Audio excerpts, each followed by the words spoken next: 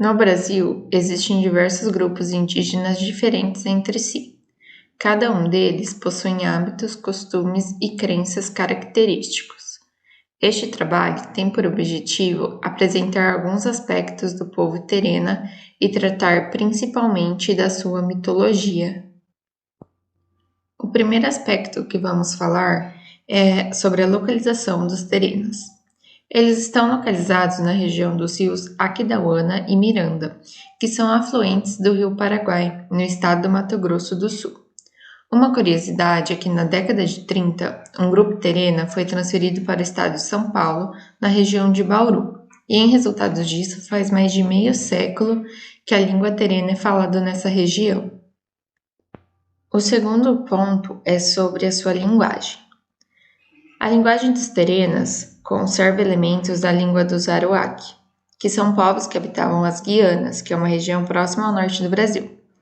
E são várias as populações de indígenas que pertencem a essa origem comum. Por meio da linguagem, pode-se conhecer a ancestralidade dos terenos.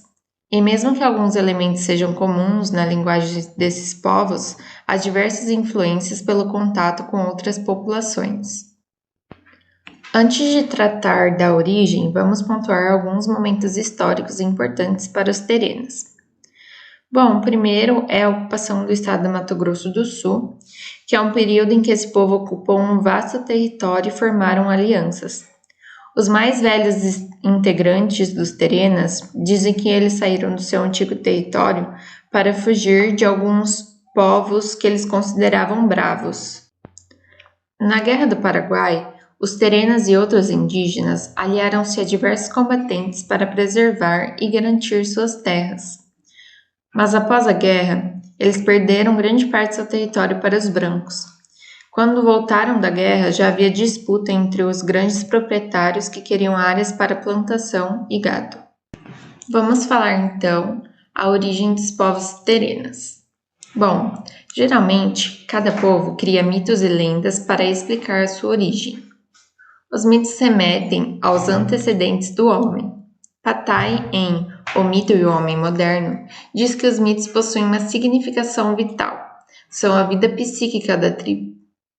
Ele diz ainda que os mitos são histórias dramáticas que constituem um instrumento sagrado, autorizando instituições, costumes, ritos e crenças antigas.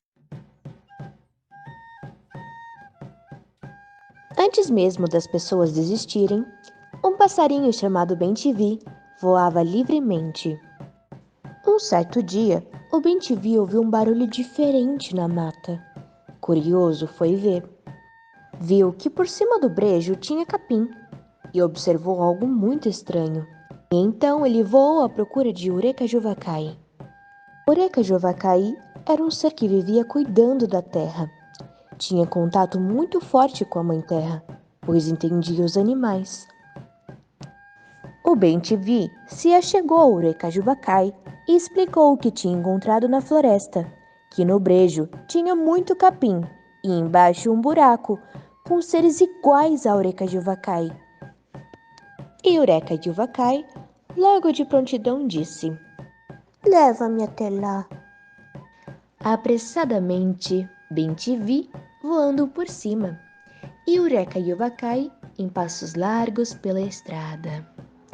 Mas de longe avistou sua mãe.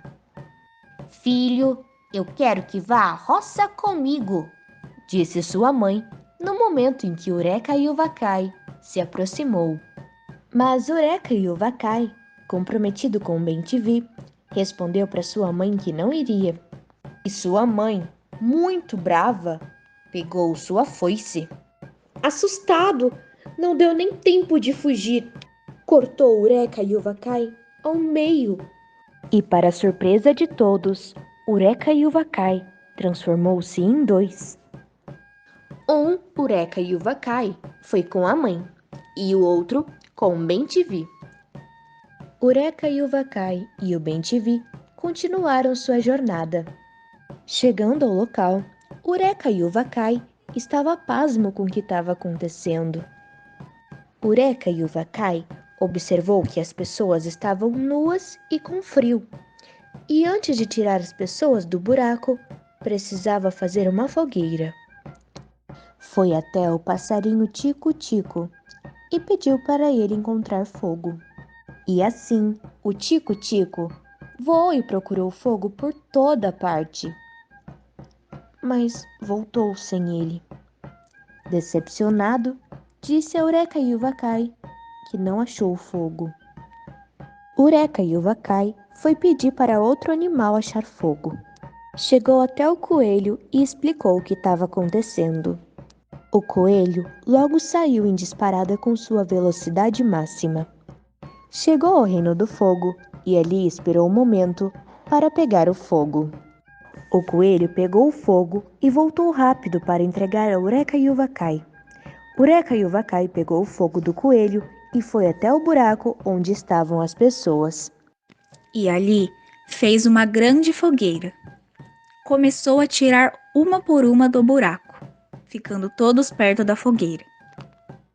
Eureka e Uvacai observou que as pessoas não falavam e não pronunciavam nenhuma palavra. Ficou pensando como iria fazer as pessoas falarem.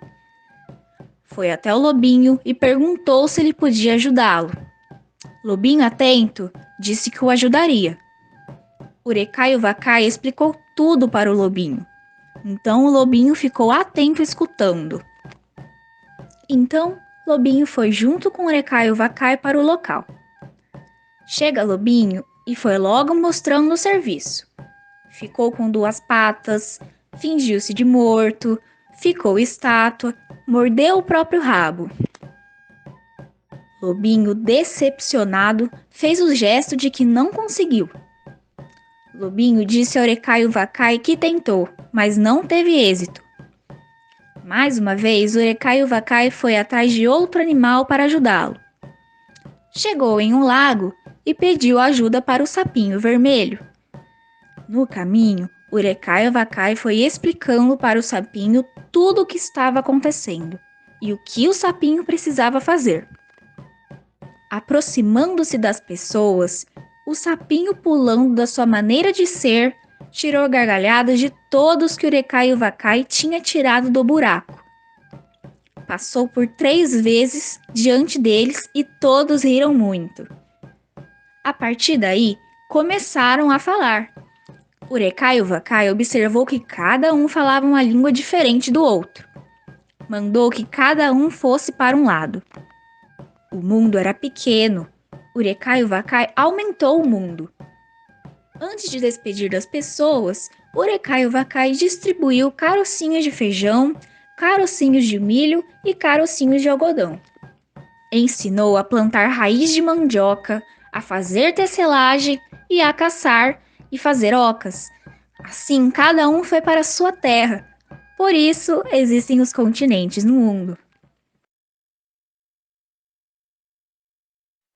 Conta-se que dentro do nosso grupo havia um indígena muito preguiçoso.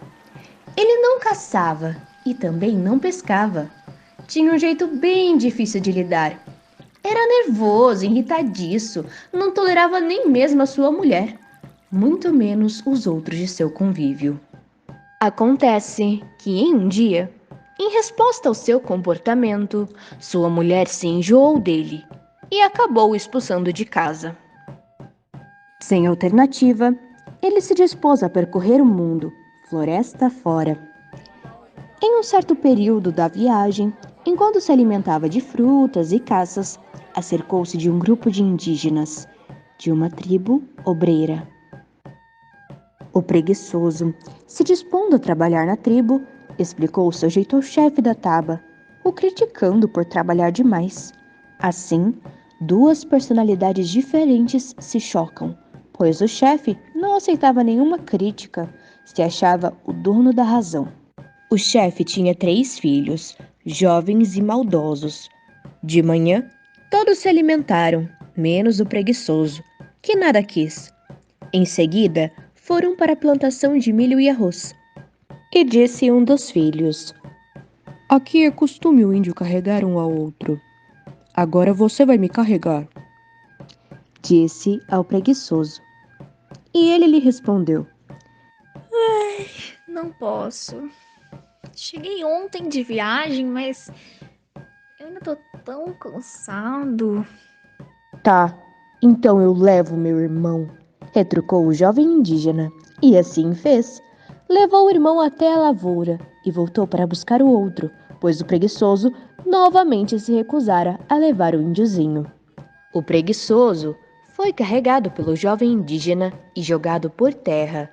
Ficou largado ali até o término do trabalho. Pela tarde foram embora, deixando o preguiçoso mancar pelos raminhos. Então, foi tentando procurar as trilhas de volta para a tribo. Em casa de índio trabalhador, o preguiçoso não apareceu, por mais aguardado que fosse. De repente, na madrugada alta, ele apareceu. O que aconteceu? Perguntou-lhe o chefe. E o preguiçoso mentiu sobre os ferimentos, mas mesmo assim foi expulso daquela tribo. Voltou para casa e, como lição, reconheceu o desvalor da valentia e da preguiça. E esse foi o mito do preguiçoso.